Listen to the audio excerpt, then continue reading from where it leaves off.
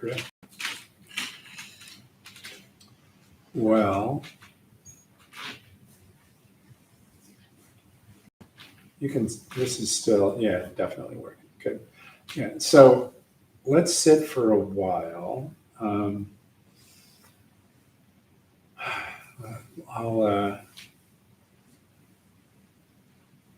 maybe go through a body scan and then a little bit later talk about some stuff to pay attention to, and then we'll talk more about it.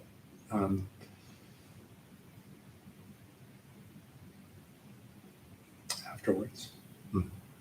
So get settled in whatever posture works for you. I see you're both sitting cross-legged. That's good.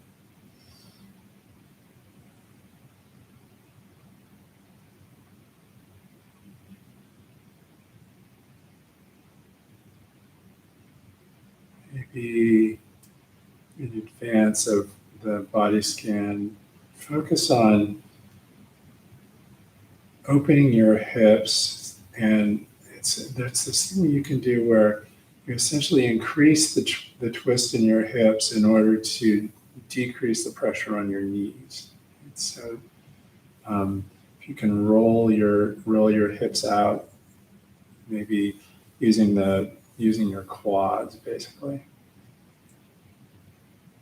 and use that twist in your hips to open up your lower abdomen, and again, kind of take some of the pressure off your knees. And then start with the soles of your feet, however they're situated. Bring your attention to the soles of your feet.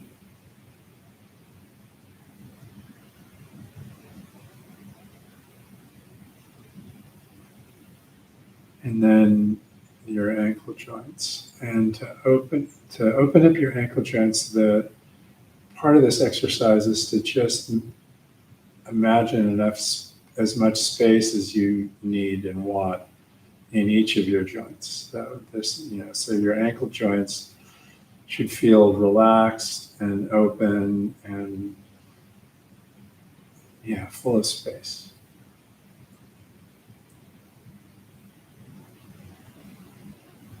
Doesn't matter if they're flexed or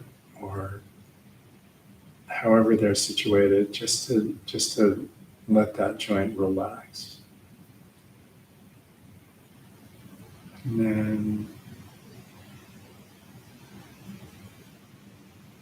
your calf muscles, it's easy to, in the middle of sitting, discover that your lower leg is full of tension because it's trying to do something subtle that you hadn't really noticed before. So really pay attention to your calf muscles and the leg between your ankles and your knees, right? And let it become soft and relaxed. And that's some of what that twist in the hips thing is about. If you can open your hips, then it makes it easier for your lower legs to be soft and relaxed.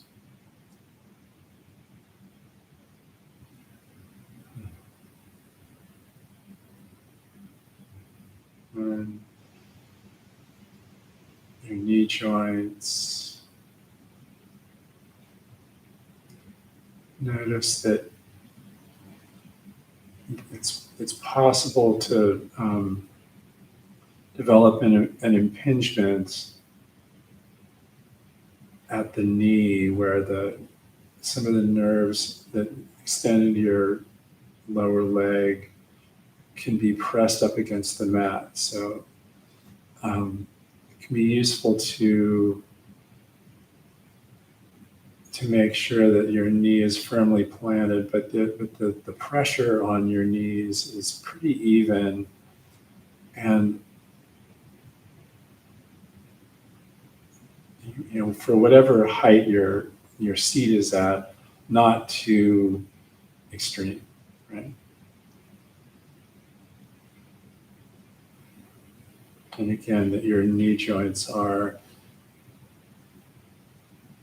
open and that there's no, they're not having to twist too much in order to put your legs into whatever posture they're in.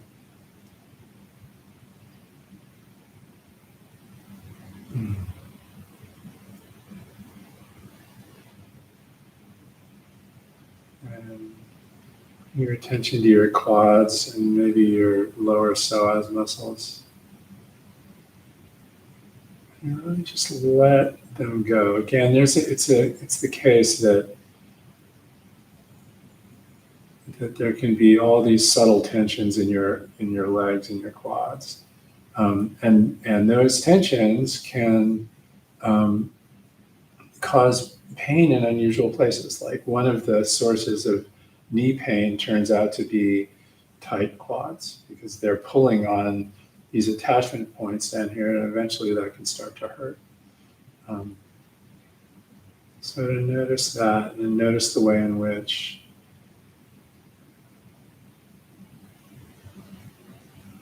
softening your quads and your psoas muscles allows your pelvis to come into this sort of sweet spot in terms of pelvic tilt. So you want your pelvis to be tilted forward enough so that there's a subtle inward bend to your lower back, but not so far that that bend is exaggerated and you're crimping your lower back. And having the sort of sweet spot in your pelvic tilt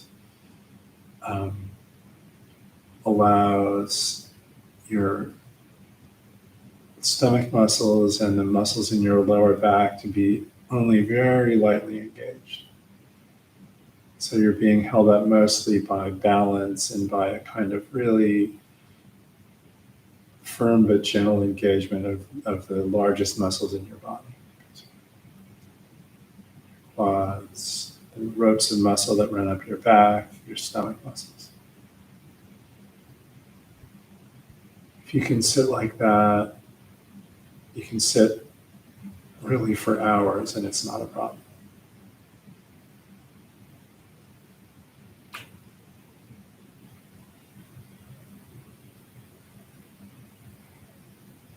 Also, while our attention is there, bring your attention to your hara, to this place down below your navel, right in the middle of your body. And see what happens when you bring the small amount of tension into your hara and maybe into the muscles of your pelvic floor, sort of perineal muscles. See what happens when you do that, when you bring a little bit of tension there and then breathe out into that tension.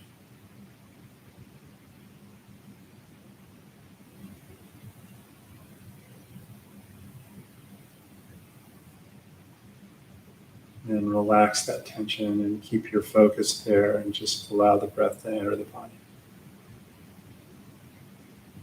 However much or however little it was.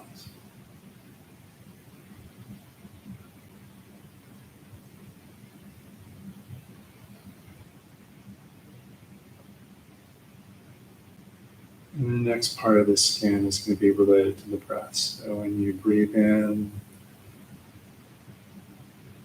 let the breath and your attention climb your back, so it's both sides of your spine,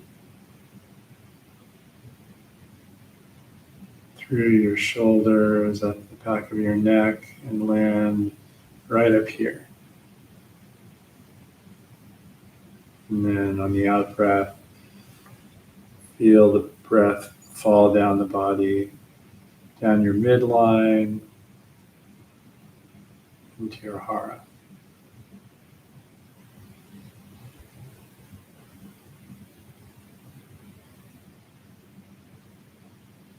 Notice the way that can align your posture and empty your upper body of at least some of the tensions that it develops.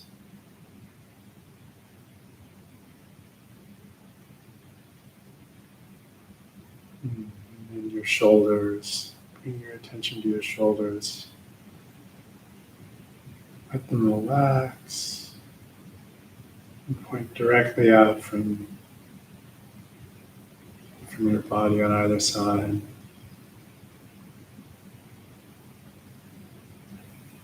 And your shoulder joints, your elbow joints, your wrists, and even your finger joints fill up with space.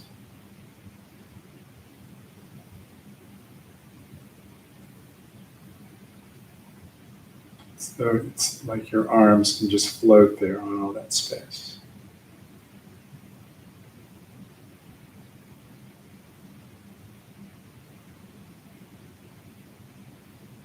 So they're riding the sea of your breath.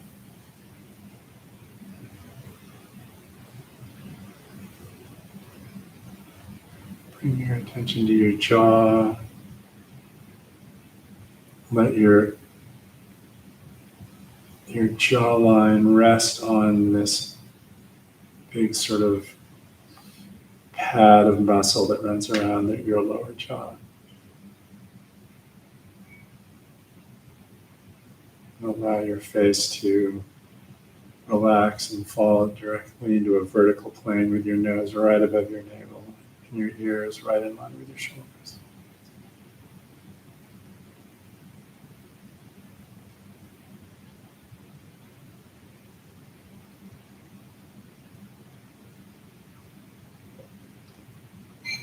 For Zazen, we usually keep our eyes open and let the gaze be soft and wide and inclusive. Not looking at anything, just bringing everything in. Allowing everything in.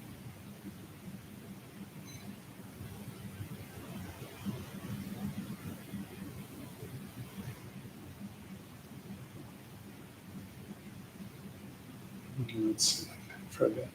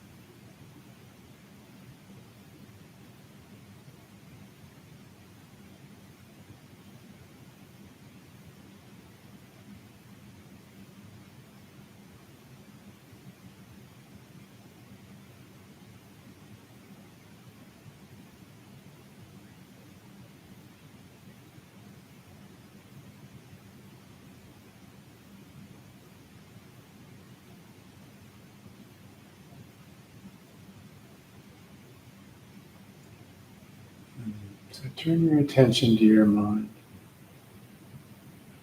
to the thing that's making thoughts and images, instructions, complaint. And notice the way it works. It's as though, in some ways, it's as though there's a conversation going on. Somebody is telling a story.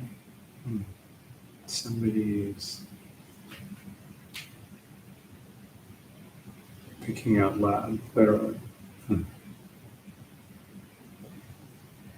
But without opening your mouth. And other things go along with it. Images, other sense memories.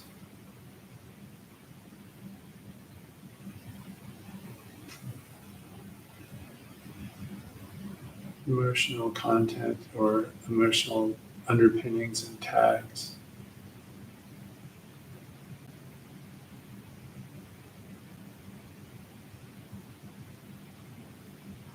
The question is, the thing to explore is who's talking and who's talking to who.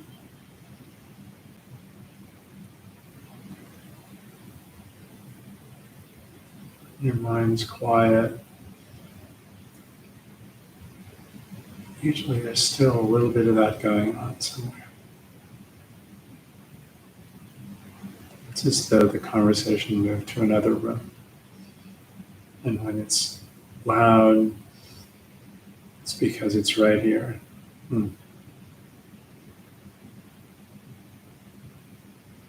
Nonetheless, the question is really wide open.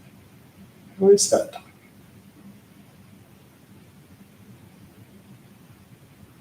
What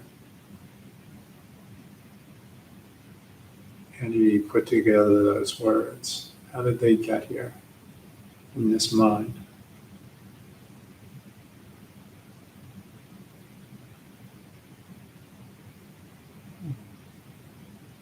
Just to watch that, to experience it, and to be curious about it.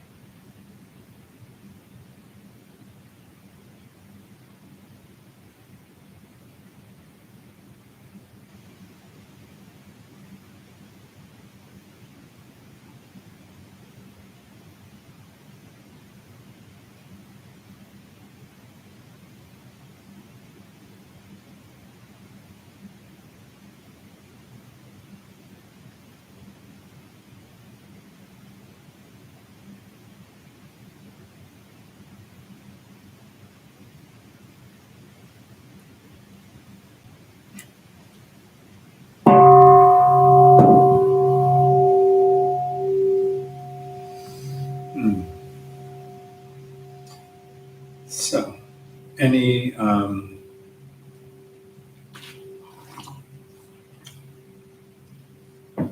questions or observations either about sitting, about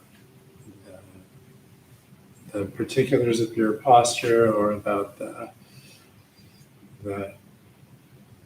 activity of looking at and being curious about the conversation in your mind? Any thoughts about any of that, or what do you think?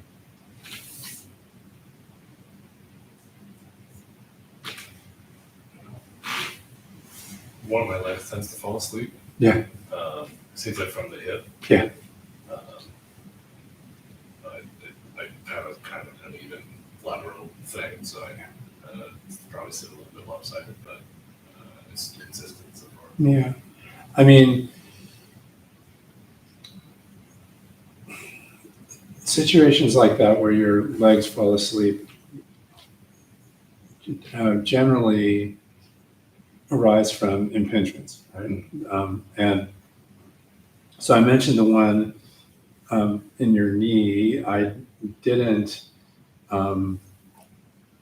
mention the big obvious one that's essentially where your sciatic nerve gets pinched between your bone and the zafu, right? And that can be, that can be problematic, right? So the body mechanics around that,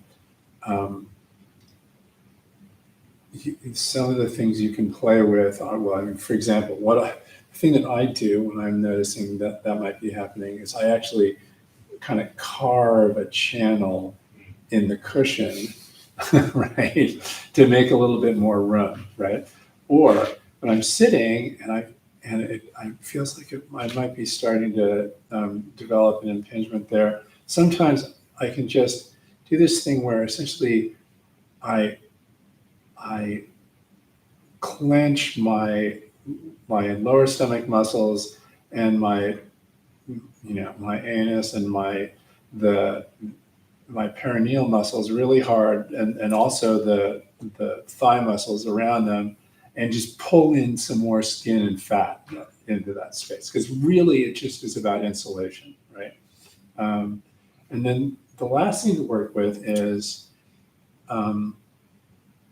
essentially seat height, right? So obviously the higher you are, the less gravity is pulling you into your cushion, right? So some people put support cushions under their zafu, or some people sit on two zafus or something like that. I don't necessarily recommend that, but it's worth like exploring just the height of your seat if it's a persistent problem, right? So yeah, I mean, it's at some level the task of navigating towards a comfortable Zazen posture really just has to do with body mechanics, and the body mechanics of your sciatic nerve are kind of crucial. And I have a story about that. So normally it's okay to sit with your leg asleep, right? It's fun a little bit, but I had a friend. I haven't seen him in a while, but who. Are you familiar with? Do you know what Tangario is? When a crop of people, and this goes back to the Tang Dynasty or something like that. But when a crop of people enter a monastery, they have to do at least a period of intensive sitting. And I think back in the day, what they do is somebody would come to the gate of the monastery and knock and say, "I want to be a monk here." And they would say, "Go sit in that shack outside the gate and we'll call you in a week." Right? And if they're still there after a week, they're like, "Okay, well, maybe they can come in now." Right? So that when you go to Tassajara, the Zen monastery in the Ventana Wilderness, you do a 5-day Tangaryo period where you can't do anything. Like you can't, like if I was doing Tangaryo here and I walked in and I said, "Oh, can I help you move that cabinet?" You would say, "No, you cannot. Sit down." and the way you sit is you're getting up at that point during the Tangaryo period. It's a little late, so you're getting up at 4 a.m. or something like that, and you sit until breakfast, and then you turn around, you eat breakfast. After you eat a meal, you get a short break, and then you go back and you sit down and you sit immobile until lunch. And the only break you get is you can get up to use the toilet. So basically, everybody's bladder and internal functions get entrained, right? So like somebody will stand up and head for the bathroom, and just like en masse, a whole troop of people get up and they all head out, right? But in any case, so you're sitting for 5 hours at a time, and it's kind of hard on your body. But this guy sitting next to me had an issue with his sciatic nerve being pinched up against his zafu basically, and he kind of sat through it. And at the end of a week, he'd sort of wrecked his sciatic nerve in one leg, and he kind of had to meditate standing up for the entire rest of the practice period, because when he sat down, his leg would kind of freak out. Right? So it's good to take care of it. It's you don't have to worry about if it's just falling asleep while you're sitting and you're sitting for a half hour or something like that. But if you're sitting a lot, and just in general, it's probably a good idea to take care of it. Does that make sense? Or, yeah. Cool. Yeah. Yeah. And then if you work with it for a while and discover there's nothing you can do about it, then you can change to different sitting postures. There's either with a bench or with a vertical cushion or something like that. You know what that looks like, right? Yeah. Yeah. Okay. Cool. Yeah, anyway. Cool. Thank you. Yeah, sure, of course. Anything else? Yeah. And your view on the question of who is thinking thoughts and who's being spoken to changed? Because this for me is like an example of something that I conceptually grasp but don't feel. Yeah. Yeah, I mean, I think that's one of those fascinating, the question of, who's doing the thinking, who's doing the talking, who's listening, who are they talking to, and all the rest of that sort of thing. It's one of these places where your intimate, detailed experience and your conceptual frame around it interact and change each other, basically, right? Yeah. And so, yes, absolutely. I mean, my ideas about that, which is to say, the components of my conceptual frame that are about that are very different now than they were when I started out, and it mostly has to do with some combination of insight and experience, right? And the kind of nature of insight is essentially it's experience reaching in and fiddling with your conceptual framework, right? And then that conceptual framework enables additional experience, right? So it's an interaction, basically. But yes, absolutely. I feel like yeah, go ahead. My experience is not caught up with my insight on that. That I feel like is Mm-hmm. an issue, or not an issue, but that's what I'm doing. Yeah. And it's been that way for a while. But I think I need more discipline. Yeah, I mean, it can help in that context, in a context where you're exploring that, but you maybe feel like it's, it's not moving or something like that, right?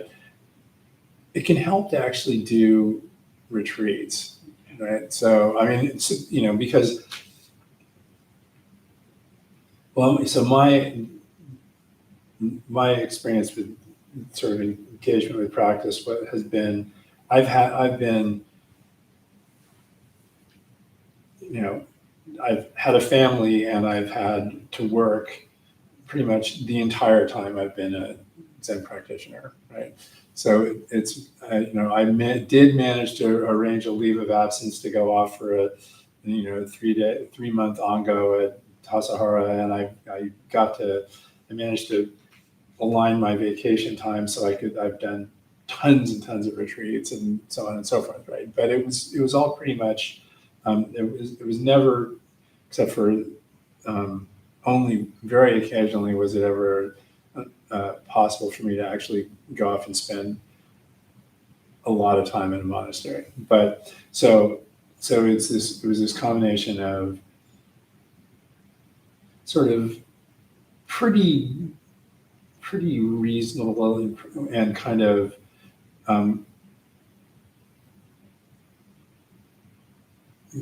steady daily practice, right? And then, occasional, but, frequently enough, sitting, for 7 days, or doing part of a practice period and sitting a bunch, right? And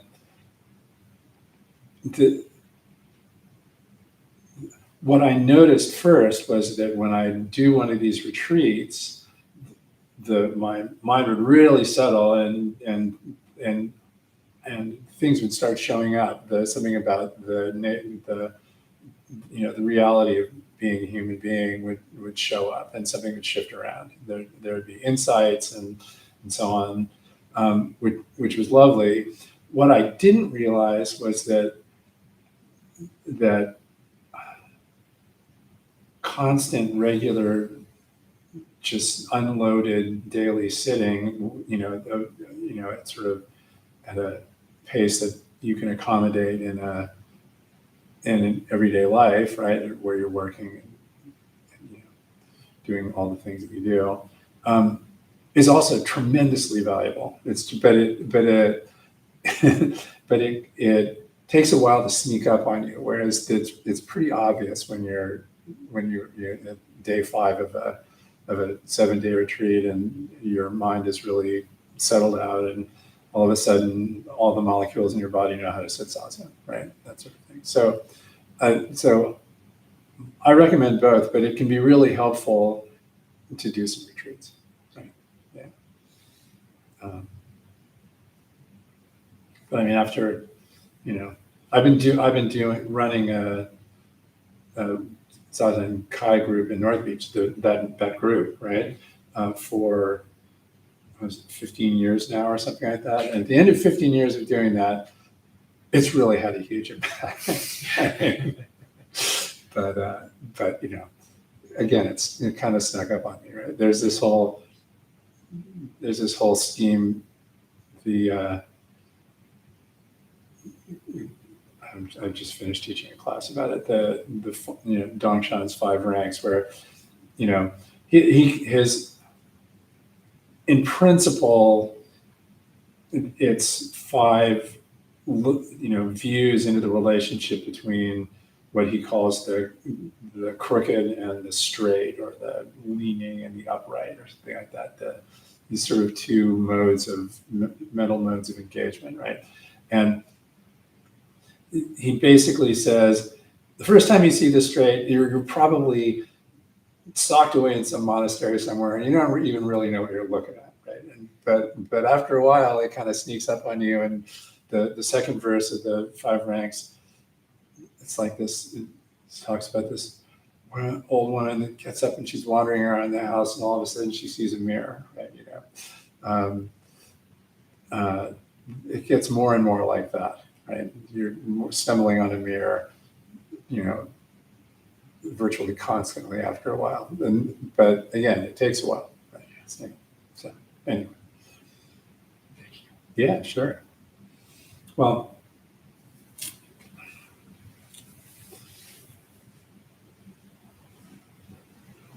so it almost being Halloween, I thought I'd talk a little bit about demons and ghosts, right? So, and some of this is going to be personal, but I hope it's I can generalize it too, right? So,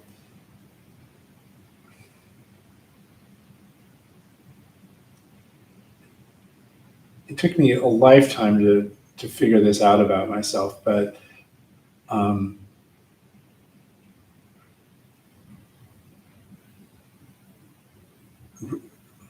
I I've always been kind of a hallucinator and and a and sort of haunted, right? So, and probably, let's say, my first memory is when I don't know when, but really, really early, I crawled over the floor heater in the house that we were living in, or maybe the apartment we were living in, and burned myself. And I still have a memory about that actually I had forgotten, but it shows up in dreams occasionally, right? So, but my second memory, this is when I was somewhere like around 3.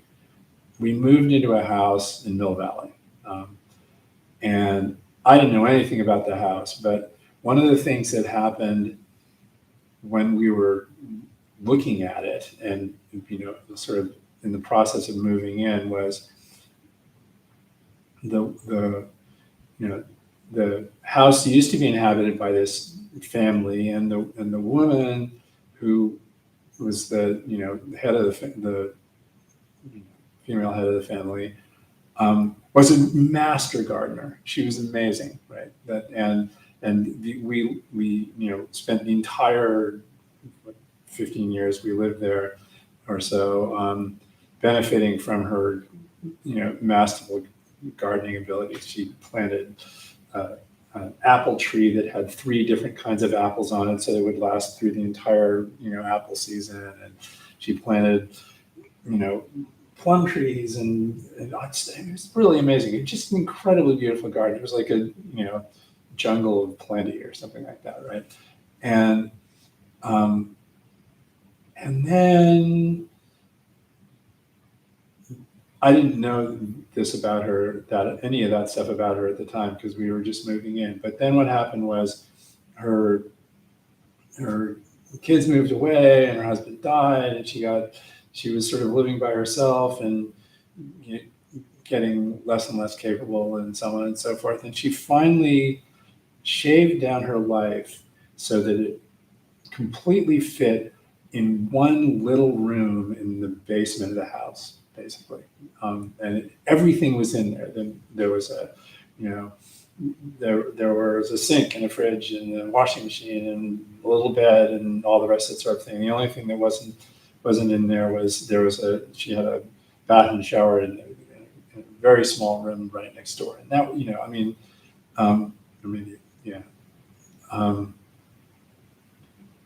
and my second oldest memory is standing in this room and just feeling that kind of sadness and tininess and kind of claustrophobic energy in it. It was I felt it really strongly, and it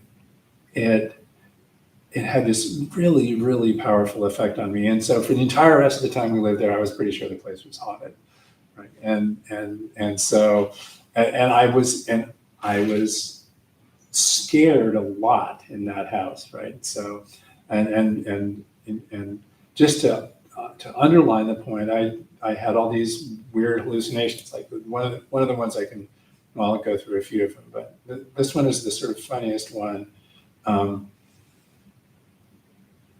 I woke up in the middle of the night. It was dark, but there was a little bit of light on, and I could see over the door of my room. And there, standing against the door, was a 6-foot black cartoon duck. And he was just standing there looking at me like this. And I was terrified, and I just lay there like, no, like this, and kind of tried not to move too much and tried not to make it clear that I was awake, because then he would see me and then something bad would happen, and so on and so forth. And finally I fell back to sleep, and when I woke up, the dog was gone. And another one, so again, I woke up in the middle of the night, and my entire bed was crawling with snakes, like all over me, and I could feel them like slithering around. And there was this one huge snake that kind of picked his head up, and he was kind of looking at me like this and stuff. And I started screaming and bloody murder. And my mom came running down the hall, and she turned on the lights, and all the snakes went like that. And that was the end of the snake thing, right? And what else? I don't know. So anyway, you sort of get the idea, right? And so I was pretty sure that all these manifestations were like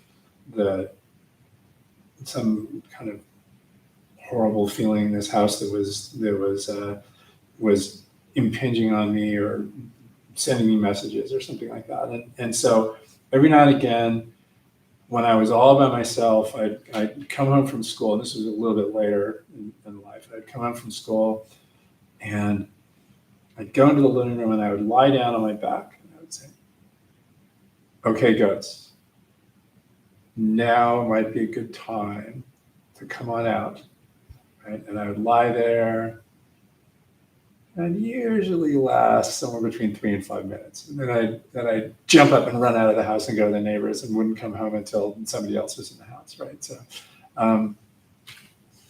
and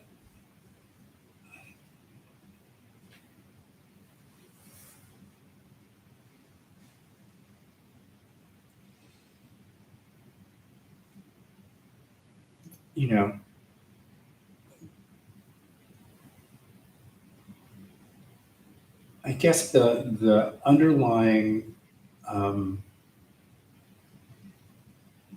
mechanisms in this story are something like this. Like there's a bunch of psychological systems, but it's one in particular. It's called internal family systems, right? That that kind of make the claim that your inner life is kind of a menagerie or a family, right? And my experience from self-observation and from sitting zazen is that that's completely true. And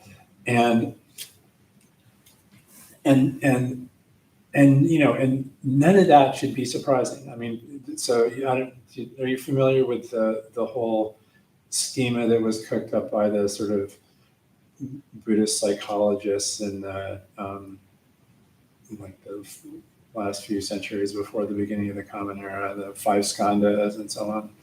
Does that any of that ring a bell? So they cooked up this scheme to explain human subjectivity, and it kind of goes like this. It says, well, okay, so you've got this you've got this sensory hardware, and this sensory hardware is embedded in the world of form, right? So things and sounds and all the rest of that sort of thing. And in the world of form, there's contact, and when your sensory hardware comes in contact with a thing, right, or a signal or something like that, then there's a sensation, right? And the vast majority of the sensations that you experience that land in your body are not really perceived at all, right? You're constantly bathing in sensation, and you pick up a teeny percentage of it, right? and the sensations that are most likely to be delivered are perceived are that they usually have a scale for talking about sensation. There's like pleasant and unpleasant, and there's also kind of, you know, relaxed and exciting, right? And so the sensations that are, you know, most likely to show up as perceptions are the ones that are either very, you know, pretty pleasant or pretty unpleasant or you know, kind of exciting, right? And so then a perception arises, and so this sensation, you know, impinges on your consciousness, right? And at that point, this this thing happens that in the translation that we usually use at Zen Center, mental formation takes place. But what that, if you look at the details of that, what it's talking about is that perception drops into this sort of associative memory that's called alaya vijnana in Sanskrit. It means the storehouse consciousness, right? And out of, and so, and that perception is matched against stored information, and something that, and this related stuff comes out, like, you know, patterned responses, you know, stored procedures for moving your body around, and all the rest of that sort of thing, right? And they all, and all of these things from perception on up, to one degree or another, operate in view of your consciousness, right? They operate in your kind of, in your awareness. Let's put it that way, right? And if you think about that, I mean, it's not a bad description. Obviously, it doesn't have a lot of neuroscience in it, but, you know, it was, you know, 2,200 years ago or something like that. But if you think about that, it makes perfect sense that that as our inner and outer experience lands in our perception, then our memory, our storehouse consciousness brings forth, again, responses, procedures, suggestions, etc., right? And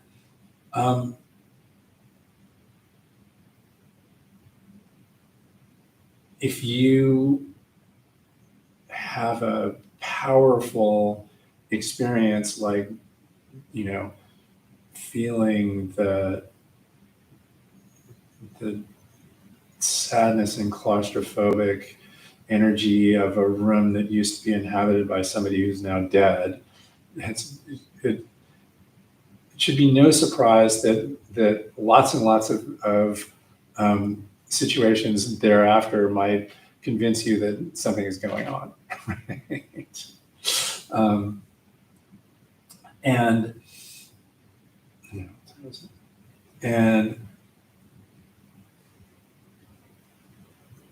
that's kind of the realm we live in, right? And it has a bunch of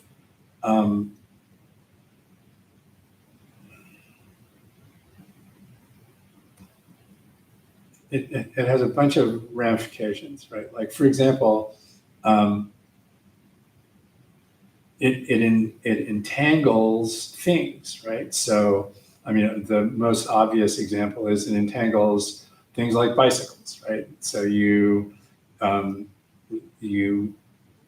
nobody really knows how to ride a bicycle. They develop the skill, and then it just shows up when your body seats itself on a bicycle, right? And as a collection of stored procedures that get more and more natural, to the point where if you're a really dedicated cyclist, it's like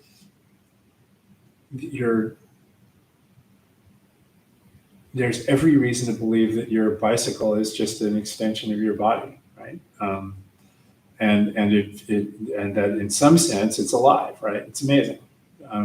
It's alive in the sense that it has this interaction with your living body, this intimate interaction with your living body. It teaches you things about the nature of effort and the nature of road surfaces and everything else that you'd never learn in a million years if you didn't have a bicycle. Right? But it also ensnares random objects and other things that give us agency, like unfortunately, knives and guns and so on and so forth, right? And it ensnares substances, right? So the classic example of this is addiction, right? And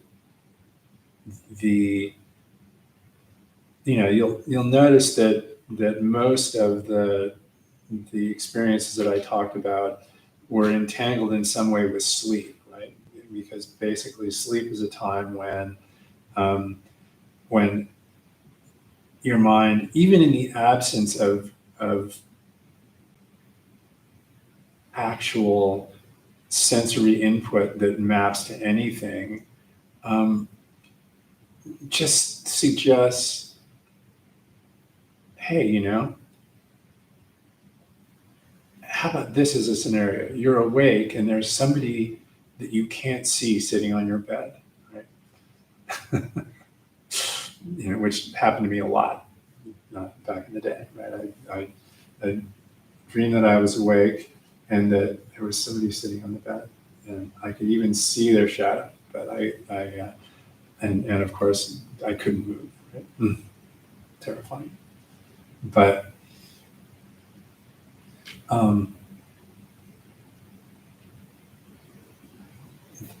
that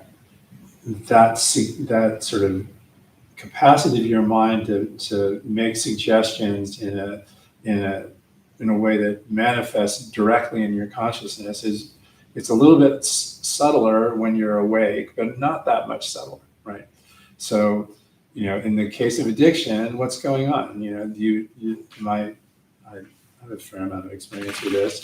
You're holding up a scenario, the scenario of feeding your addiction, and holding it up, and the underlying narrative and emotional tag that goes along with it is that's really living, and that's the thing I have to do right now, or as soon as possible, right? And to bring in the demons, right? In the case of addiction, one of the metaphors that people use is, was demon alcohol, right? Yeah, demon drink. But it can really feel like someone in quotes is telling you what to do, right? It can, and depending on the situation, the emotional underpinnings of that suggestion, that injunction can be quite powerful, right? And difficult to say no to, right? Or it can be suggesting that something is happening now that's terrifying or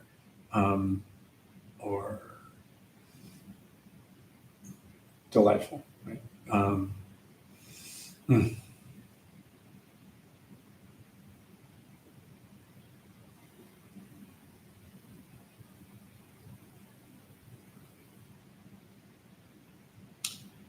And interestingly, there's a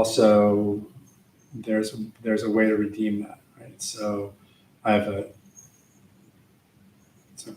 one of the persistent things that happened to me for years and years and years, and particularly again in this place, which one of the features of this house was it had a lumber or a wood storage sub basement that was crawling with black widows. And so I was also kind of freaked out about spiders, and I had this long series of dreams starting when I was like 5 or something like that, where I was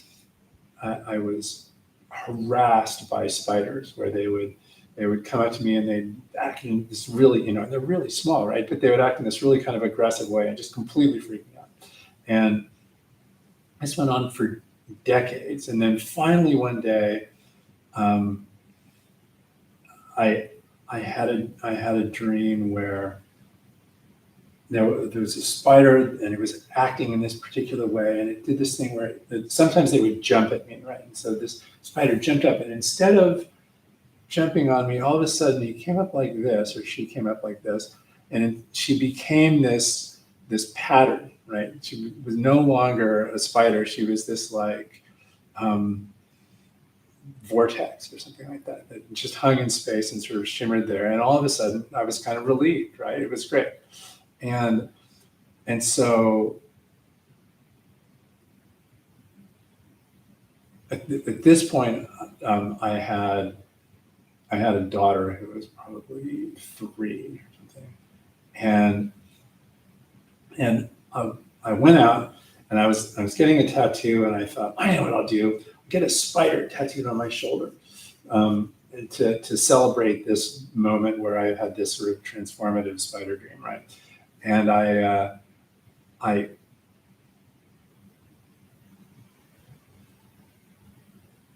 got it done. And then a while later, I was showing it to my daughter, and I said, I just got some tattoos here. Check this one out. Check this one out. And here's my scary one. And I showed her the spider, and she said, "Why is that the scary one?" And I said, "Well, I used to have these dreams and so on and so forth." And then at this point, I was separated from my daughter's mom, and about 2 weeks later, she called me up and she's like, your daughter is having spider dreams. Right? So I had implanted the spider demon in her by telling her this dorky story about my tattoo, right? And so my ex and I, we devised this plan that we're going to be as encouraging and positive about spiders as we could possibly be. And I was okay with that, and I think Anne-Marie was pretty okay with it. And so this went on for a while, and then about 2 years later, I was up visiting my sister in Oregon, and Deirdre, my daughter, was there, and I was sitting at the kitchen table at about 7:30 in the morning with a cup of coffee and feeling kind of groggy, and she comes in off the porch, and she's like, "Daddy, look what I found out on the porch." And I said, "Oh, what is it?" And she opens her hand, and there was this giant wolf spider in her hand. And I was like, "That's great. Let's take Mrs. Spider outside." So we walked out, and she put her hand down, and the spider like begrudgingly crawled down off her head and walked away in this kind of wolf spidery way. I mean, they're really big and intense, right? And I was like, Deirdre, you have to be really careful with spiders because some spiders are poisonous. And she goes, "No, Daddy, all spiders are poisonous." And so basically, she was completely comfortable, right? Which is amazing. And then the other redemption story is this, right? Like about 5 years ago now, I was at Tassajara Monastery, essentially to get Dharma transmission, at which point I was certified as a teacher, right? And I was lying in the bath. They have this, have either of you been there?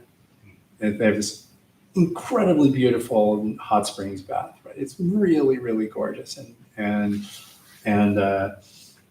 water is really hot, and it's just this wonderful experience. And I was lying there, I was almost completely submerged except for a little space around my eyes and nose. And all of a sudden, this creature spoke up in my mind, and it was like,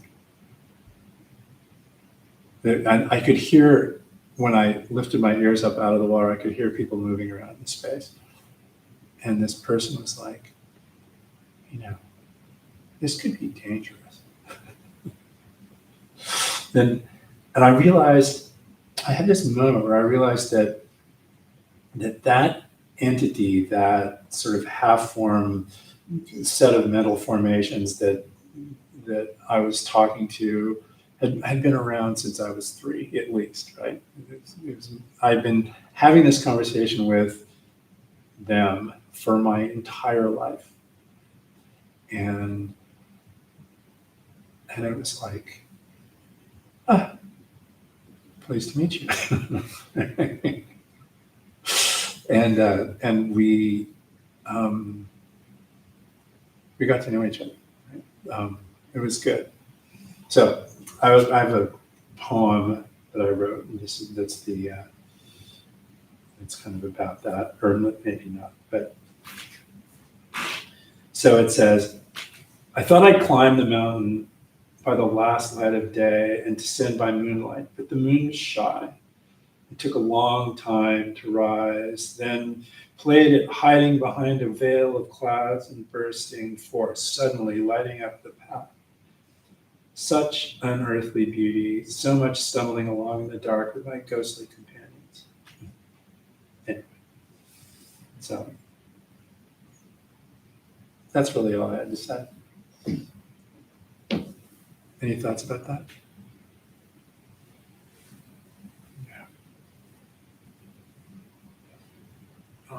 If someone's inhabiting the hell realms, can they do redemption?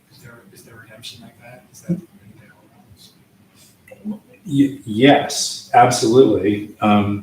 Is it straightforward?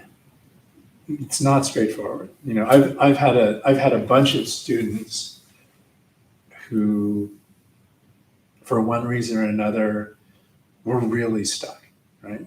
And and I was married to someone who was just raging, and still is to this day, a raging alcoholic, right? In spite of being a marvelous person and a kind of artist mystic and braver than brave and just wonderful. Just could not dig herself out from under it.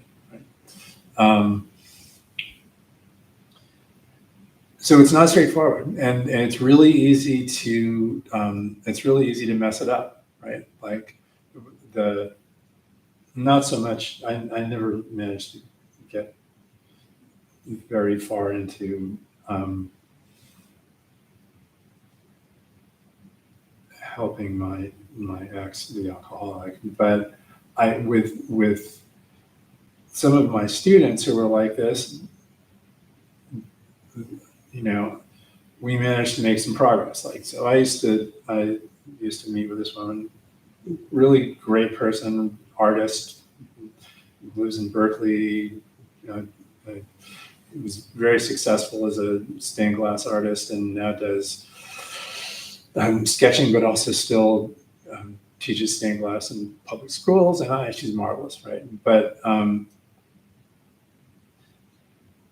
I would say, we would meet, and I would say some sort of, Zen-like thing to her, like, just allow your experience, and et cetera, et cetera, et cetera. And she'd come back in a week or two, and it'd be like she'd been run over by a truck, right?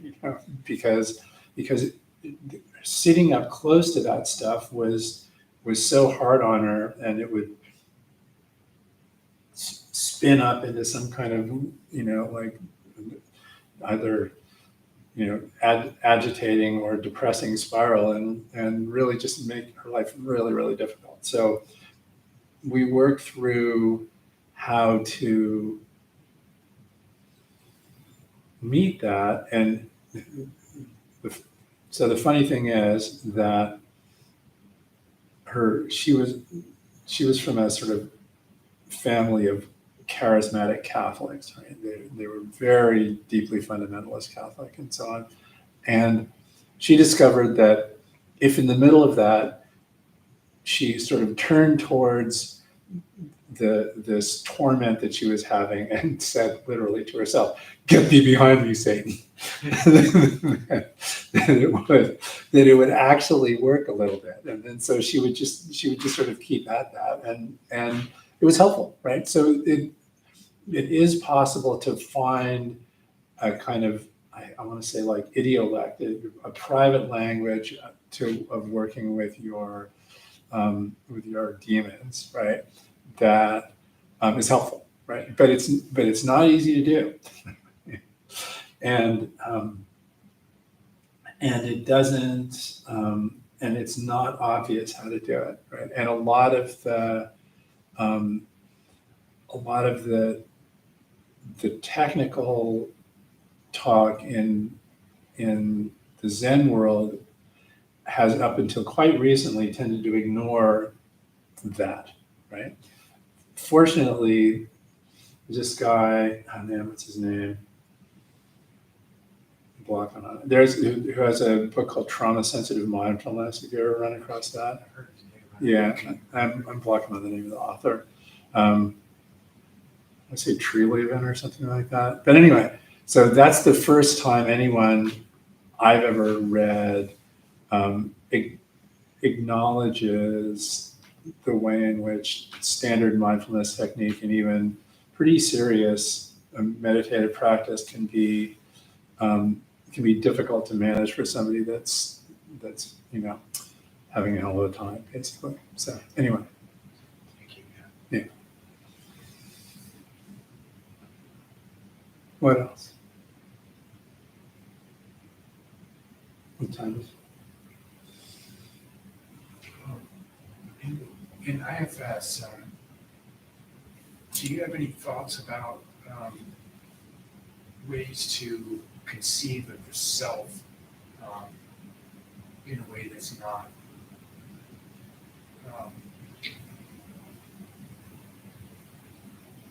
in conflict with no self? Well, that is a great question, right? So,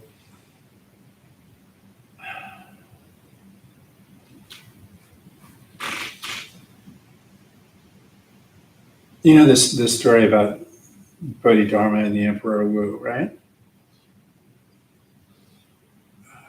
Bodhidharma, like storms into the emperor's palace, and the emperor says, "Hey, I'm this big Buddhist emperor. I've built all these monasteries. I've fed all these monks. Life is great, right?" And he says, "What's the merit in that?" And Bodhidharma goes, "No merit." and then the emperor is like, "Okay, well, I'm a scholar too. So what's the highest meaning of the holy truths, right?" And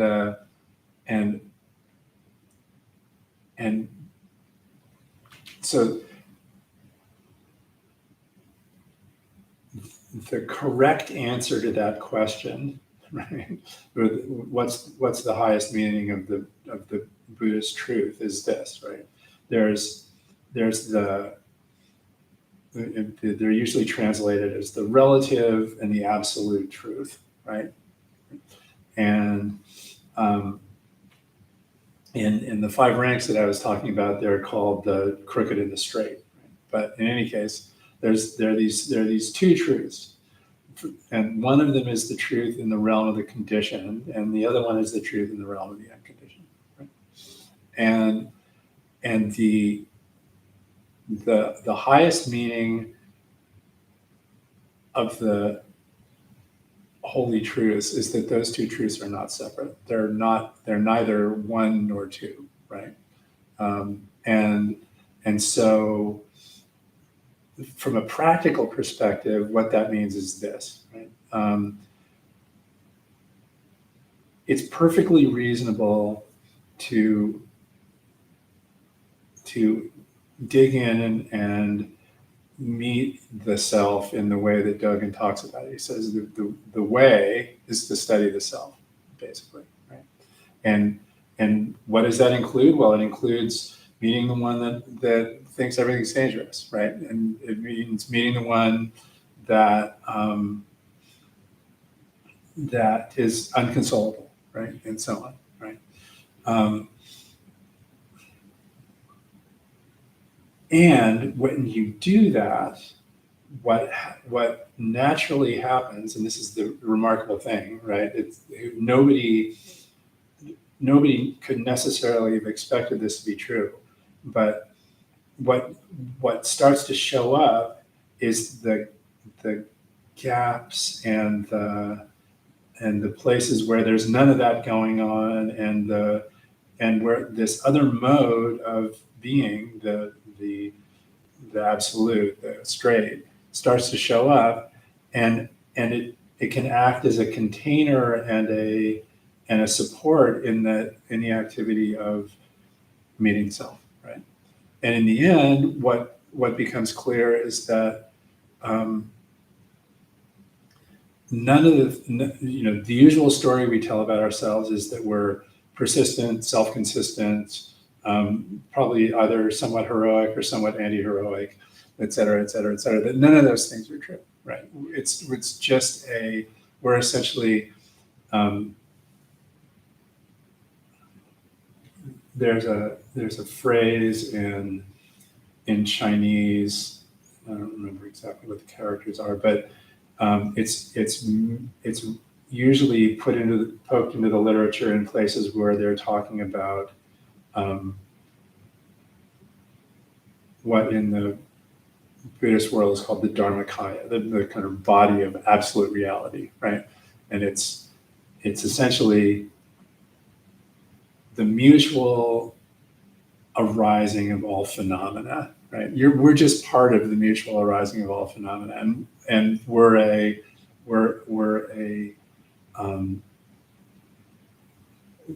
have a view, a unique view that's unique in all space and time on the mutual arising of all phenomena, right?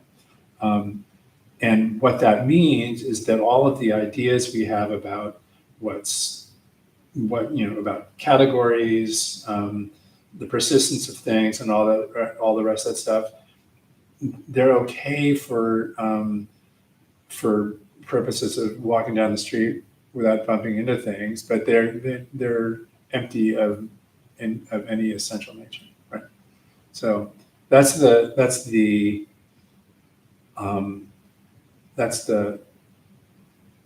conceptual explanation and the way into the realization, right? Something like that. Does that make sense? It makes total sense. Okay. Yeah. Thank you. Yeah. Cool. Well, we should probably call it a night. It was really, really great sitting with you and talking with you. I really appreciate it a lot. Thanks so much. Kill this thing.